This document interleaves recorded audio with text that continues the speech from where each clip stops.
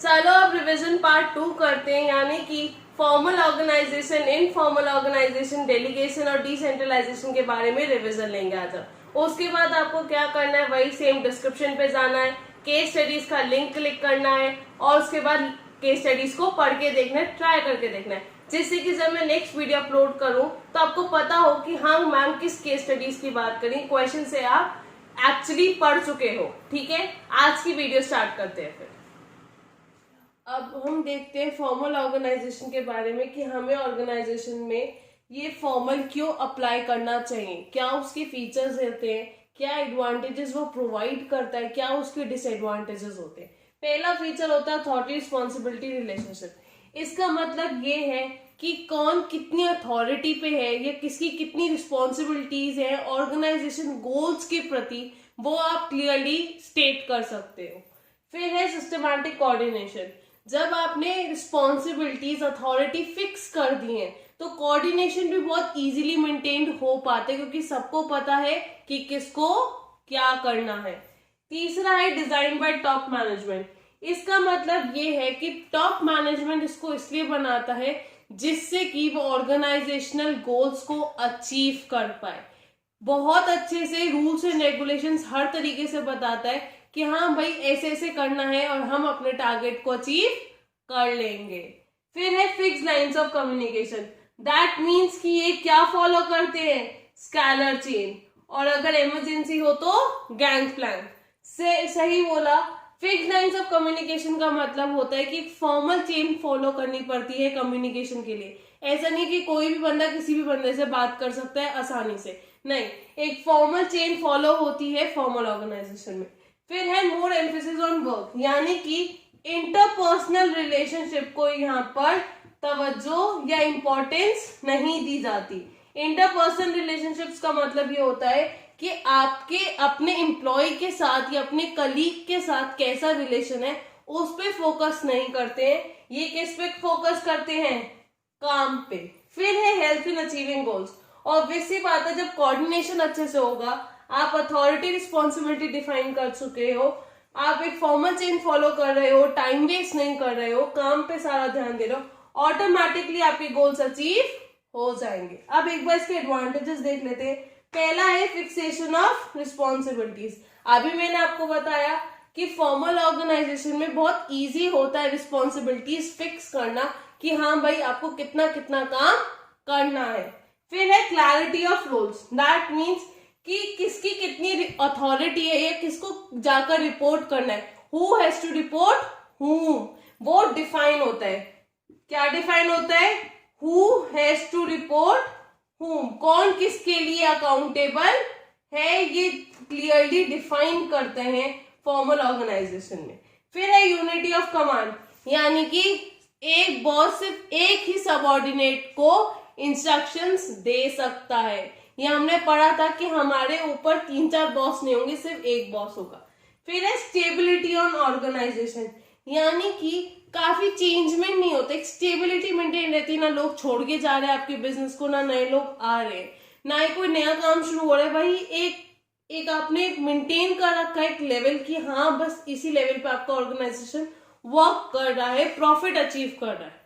फिर है effective accomplishment of goals. हम बहुत इजीली इसमें गोल्स अचीव कर लेते हैं क्योंकि हमारा सारा ध्यान किस पे होता है, हमारे काम पे। अब डिसएडवांटेजेस क्या होते हैं। अच्छा मेरे को एक बात बताओ, मैंने जब स्केलर चेन पढ़ाया था मैंने उसमें बोला था कि आपको आपके सुपीरियर यानी कि टॉप मोस्ट अथॉरिटी से बात करने के लिए अपने इमीडिएट सुपीरियर से बात करनी पड़ती है। मान लो कि मैं हूँ ए लेवल पे, फिर मेरे को अपने सुपीरियर से बात करनी पड़ेगी, फिर उसके सुपीरियर से बात करनी पड़ेगी, फिर उसके सुपीरियर से बात करनी पड़ेगी, तब जाके मैं टॉप अथॉरिटी से बात कर पाऊंगी। तो इसकी वजह से काफी ज्यादा डिलेज हो जाते हैं डिसीजन लेने में, हम इजीली डिसीजंस नहीं ले पाते। दूसरा इनएडुकेट रिकॉग्निशन ऑफ क्रिएटिविटी, यानी कि अपने आप को बॉस समझता है हर कोई कहते हैं कि हम जो कर रहे हैं सही कर रहे हैं, मतलब आपके हेड ने जो आपको बताया आपको काम उसी तरीके से करना है, आप अपना दिमाग मत लगाओ। यानी कि एक फॉर्मल चेन फॉलो करते हैं काम क्रिएटिविटी के टाइम पे कि भाई हमने जो बोल दिया बस वही सही है, अपना दिमाग लगाने की जरूरत नहीं है, चाहे उसमें कॉस्ट कम लग रही है, टाइम कम लग रहा है, फर्क ही नहीं पड़ता। भाई मैंने बोल दिया, बात खत्म।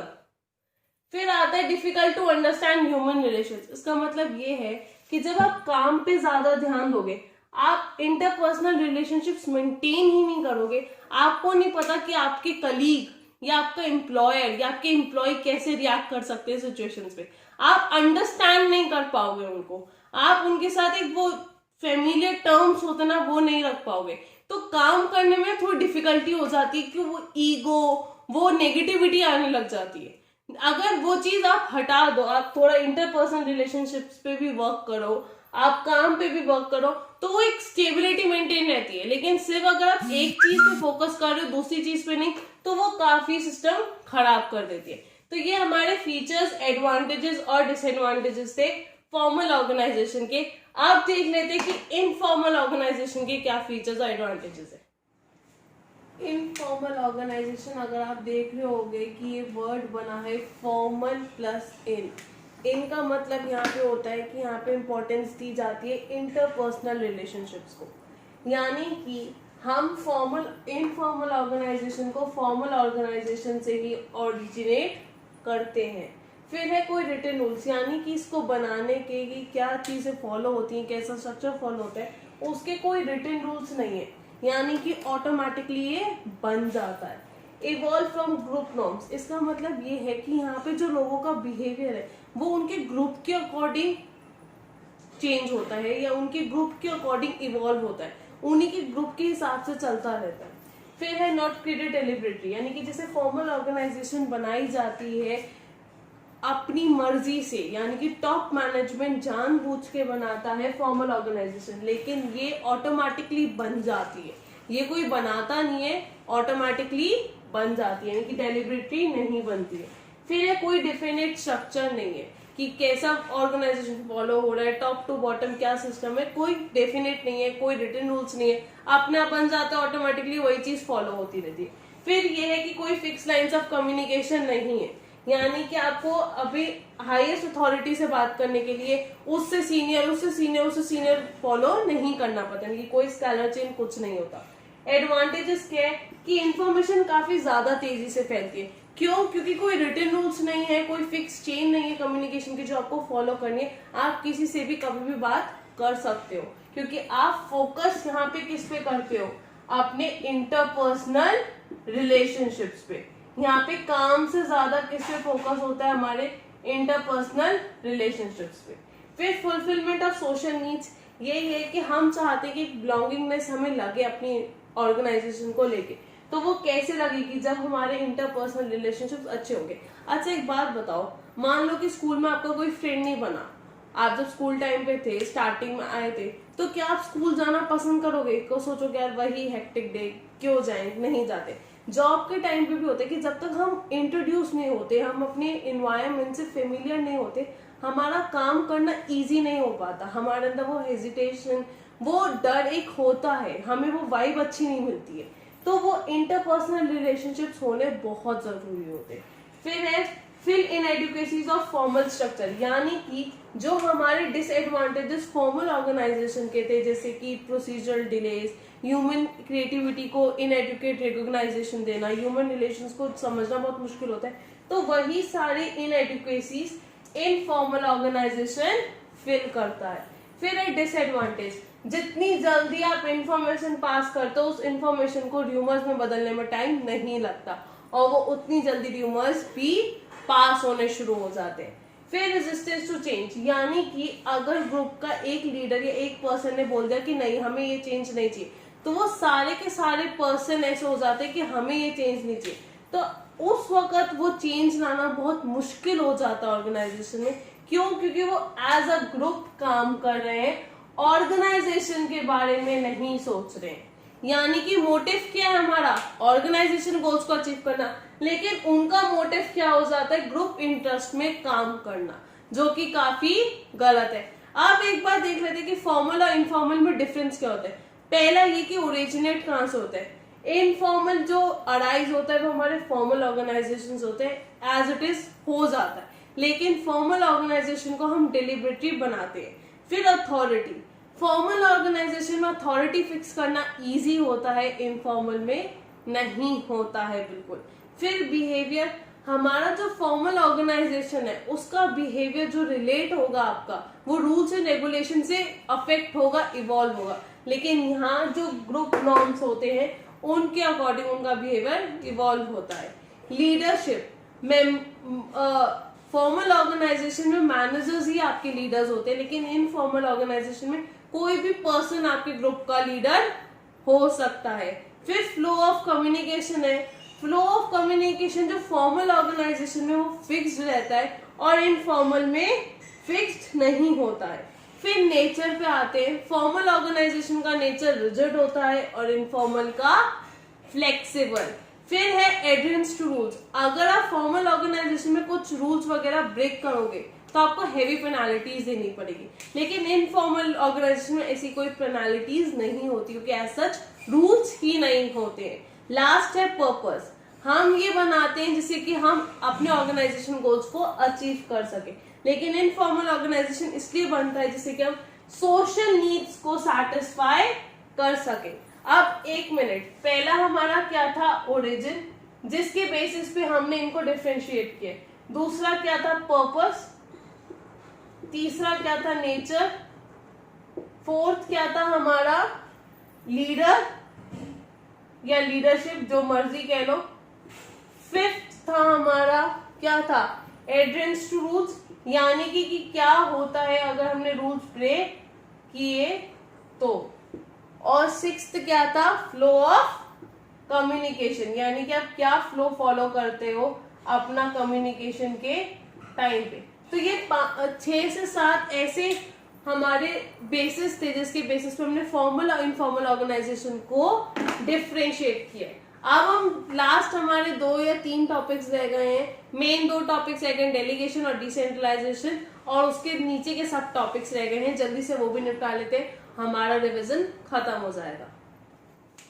डेलीगेशन का मतलब होता है कि जब हम अपना काम अपने सबऑर्डिनेट्स को देते हैं, यानी कि हम अपनी रिस्पॉन्सिबिलिटी, अपनी अथॉरिटी ट्रांसफर कर रहे हैं अपने सबऑर्डिनेट को।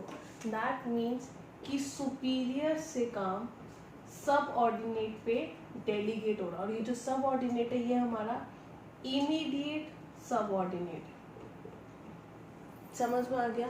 डेलीगेशन का मतलब हुआ कि सुपीरियर से सबऑर्डिनेट पे काम ट्रांसफर हो रहा है, और ये जो सबऑर्डिनेट है ये इमीडिएट सबऑर्डिनेट है, और जो ट्रांसफर हो रहा है वो अथॉरिटी, रिस्पॉन्सिबिलिटी और अकाउंटेबिलिटी अपने आप आ जाती है। अथॉरिटी का मतलब ये था कि कोई भी पावर देना किसी को, मान लो आप मैनेजर हो, आपका सबऑर्डिनेट, आपने उसको थोड़ी अथॉरिटी दे दी कि हाँ तुम्हें इस टीम से काम करवाना है, तो वो एज अ मैनेजर काम करवाएगा। फिर आता है रिस्पॉन्सिबिलिटीज, यानी कि किसी को ऑब्लाइज करना, किसी को देना कि आपका ये टास्क है which you have to finish. Accountability, that means one who has to report whom. उसके बाद ये काफ़ी इंपॉर्टेंट लाइन है कि रिस्पॉन्सिबिलिटी जो ड्राइव होती है वो हमारी अथॉरिटी से होती है, और अकाउंटेबिलिटी जो ड्राइव होती है वो हमारी रिस्पॉन्सिबिलिटी से होती है। यानी कि जिसको रिस्पॉन्सिबिलिटी दी गई होती है वो अकाउंटेबल होता है अपने सुपीरियर को लेकर, और रिस्पॉन्सिबिलिटी आती है हमारी अथॉरिटी से। तो ये कंक्लूजन होता है एलिमेंट्स ऑफ डेलीगेशन का। फिर आते हैं हम प्रिंसिपल्स ऑफ डेलीगेशन में। पहला ये है, इसको हम कहते हैं आइडल सिचुएशन। क्या कहते हैं? आइडल सिचुएशन, जिसका मतलब ये है कि अथॉरिटी जो है वो रिस्पॉन्सिबिलिटी के इक्वल होनी चाहिए, यानी कि जितनी अथॉरिटी दे रहे हो उतनी रिस्पॉन्सिबिलिटी भी दो। अगर ज़्यादा होगा तो मिसयूज होगा, कम होगा तो डिले होगा, जो हमने प्रिंसिपल्स ऑफ मैनेजमेंट में फ्यूल का सेकेंड प्रिंसिपल पढ़ा था उसमें बताया। फिर सेकेंड है, delegation does not mean abdication. That means कि इसको हम प्रिंसिपल ऑफ एब्सोल्यूट अकाउंटेबिलिटी भी कहते हैं, कि सुपीरियर अगर अपना काम अपने सबऑर्डिनेट को दे देता है उसके बावजूद वो उसके काम के लिए रिस्पॉन्सिबल होगा। तीसरा है कि अगर आपने एक सबऑर्डिनेट को काम दिया है, आप उससे वापस लेके किसी और बंदे को भी रीडेलीगेट कर सकते हो, यानी कि रीडेलीगेशन पॉसिबल है। फिर आते हैं इंपॉर्टेंस पे, इफेक्टिव मैनेजमेंट। एक चीज बताओ, जब आप आने वाले जो आपके वर्कर्स हैं, आपके एम्प्लॉयज हैं, उनको आप ऑलरेडी उनकी अपनी पोजीशन, हायर पोजीशन का काम सिखा रहे हो तो ऑटोमेटिकली उनको मोटिवेट करना, उन इफेक्टिव मैनेजमेंट करना पॉसिबल हो जाएगा, यानी कि उनके साथ काम करना, कोऑर्डिनेट करना। तो इफेक्टिव मैनेजमेंट का मतलब ये होता है कि अब हम बहुत इजीली इम्पॉर्टेंट पॉलिसीज और प्लान्स में वर्क कर सकते हैं। फिर मोटिवेशन ऑफ एम्प्लॉयज, हाँ मोटिवेट करें कि हाँ भाई जब तुम हमारे पोजीशन पे आओगे तो ये काम तुमको करना पड़ेगा और वो ये काम कर लेंगे इजीली। फिर आते हैं एम्प्लॉय का डेवलपमेंट। ऑब्वियस है आप उसको हायर पोजीशन का काम सिखा रहे हो तो एम्प्लॉय की पर्सनल स्किल्स में, उसकी मेंटालिटी में, मेंटल इंटेलेक्चुअल में इम्प्रूवमेंट आएगा ही आएगा और अल्टीमेट ऑर्गेनाइजेशन का ग्रोथ भी होगा, क्योंकि जब वो हमारी पोजीशन पे आएंगे तो वो सारी चीज़ें ऑटोमेटिकली डील करना सीख चुके होंगे और बहुत आराम से सीख कर भी लेंगे। फिर है बेटर कोऑर्डिनेशन, बता चुकी हूँ। बेसिस ऑफ मैनेजमेंट हायरार्की का मतलब होता है कि ये टॉप मैनेजमेंट हो गया, फिर उसके नीचे हमारे सबऑर्डिनेट्स हो गए, फिर उसके नीचे हमारे और सबऑर्डिनेट्स हो गए। तो ये प्रॉपर बेसिस होता है हमारी मैनेजमेंट हायरार्की का कि कौन किसका सबऑर्डिनेट है, कौन किसका सुपीरियर है, किसको जाकर किसको रिपोर्ट करना है, ये सब वो क्लैरिफाई कर लेता है। अब देख लेते हैं डिसेंट्रलाइजेशन के बारे में। डिसेंट्रलाइजेशन और डेलीगेशन में बहुत ही थिन लाइन का डिफरेंस होता है और कुछ नहीं। अब वो डिफरेंस हम देख लेते हैं कि किन चीज़ों का होता है डेलीगेशन और डिसेंट्रलाइजेशन में। डेलीगेशन में स्कोप जो होता है वो नैरो होता है और डिसेंट्रलाइजेशन में वाइडर स्कोप होता है। नेचर इसका जो डिसेंट्रलाइजेशन का नेचर होता है यानी कि वो ऑप्शनल होता है, ज़रूरी नहीं होता है कि आप डिसेंट्रलाइजेशन करो, लेकिन डेलीगेशन कंपलसरी होता है क्योंकि आप सब कुछ अकेले नहीं संभाल सकते हो। फिर आता है पर्पस। इसका पर्पस होता है ऑर्गेनाइजेशन गोल्स को अचीव करना और इसका पर्पस होता है कि ये रोल्स इंक्रीज करता है सब ऑर्डिनेट का, यानी कि it increases the role of subordinate और ये जो है मैनेजर का बर्डन हल्का करने के लिए होता है। फिर आते हैं पार्टीज इन्वॉल्व। इसमें 2 लोग इन्वॉल्व होते हैं जब हम अथॉरिटी डेलीगेट करते हैं, लेकिन जब हम डिसेंट्रलाइजेशन में अथॉरिटी डेलीगेट करते हैं तो इसमें बहुत सारे होते हैं, जो इसमें हम कहते हैं we multiplied by 2 and we multiplied by many. फिर आता है फ्रीडम ऑफ एक्शन। डेलीगेशन में कम फ्रीडम होता है और डिसेंट्रलाइजेशन में ज़्यादा। स्टेटस, जो इसका स्टेटस होता है यानी कि डिसेंट्रलाइजेशन जो होता है वो किसी भी पॉलिसी का रिजल्ट होता है, लेकिन डेलीगेशन एक प्रोसेस होता है काम को बांटने का। फिर है विड्रॉल ऑफ अथॉरिटी। रीडेलीगेशन पॉसिबल है लेकिन डिसेंट्रलाइजेशन पॉसिबल नहीं है। अब लास्ट टॉपिक देख लेते हैं, इम्पोर्टेंस क्या होती है डिसेंट्रलाइजेशन की। आपके टॉप मैनेजमेंट को रिलीफ मिल जाता है, यानी कि वो अपनी पॉलिसीज प्लान्स जो इम्पॉर्टेंट है, मेजर पॉलिसीज प्लान्स है, उसके ऊपर वो ज़्यादा अच्छे से ध्यान दे पाते हैं। डेवलप इनिशिएटिव अमंग सबऑर्डिनेट्स, यानी कि सबऑर्डिनेट्स खुद अपनी मर्जी से वॉलेंट्री भी चाहते होते कि हाँ हमें काम मिले, वो इतना अच्छा परफॉर्मेंस देते हैं जिससे कि हमारी स्किल्स डेवलप हो, हमारे मैनेजरियल टैलेंट फ्यूचर के लिए डेवलप हो। यानी कि आप आज उनको मैनेजर का काम सिखा रहे हो तो जब वो इस पोजीशन पे आएंगे तो वो इस पोजीशन को बहुत अच्छे से हैंडल कर पाएंगे। कोई डिसीजन मेकिंग, बहुत जल्दी आप डिसीजन लेना सकते हो। क्यों? क्योंकि आपके पास आपके बर्डन के अकॉर्डिंग काम है, सिर्फ उतना ही, बाकी सारा काम सबऑर्डिनेट्स देख रहे हैं, तो इजीली इफेक्टिवली आप डिसीजंस ले पाते हो इंपॉर्टेंट चीज़ों पे। बेटर कंट्रोल ऑब्वियस बात है। फिर फैसिलिटेट्स ग्रोथ, फाइनली हमारा बिजनेस ग्रो करने लग जाता है और हमारे ऑर्गेनाइजेशन गोल्स अचीव हो जाते हैं। इसके साथ हमारा रिविजन खत्म हो गया है। अब आपको केस स्टडीज के क्वेश्चंस डिस्क्रिप्शन बॉक्स में लिंक में मिल जाएंगे, तो उसके केस स्टडीज के क्वेश्चंस करना मत भूलना। एटलीस्ट एक बार देख लेना कि आपको समझ आ रही है यानी केस स्टडीज। अगली वीडियो में हम वो केस स्टडीज पे डिस्कस करेंगे और चैप्टर 6 स्टार्ट करेंगे। Thanks for watching, do subscribe, like and share the video as much as you can. Thank you.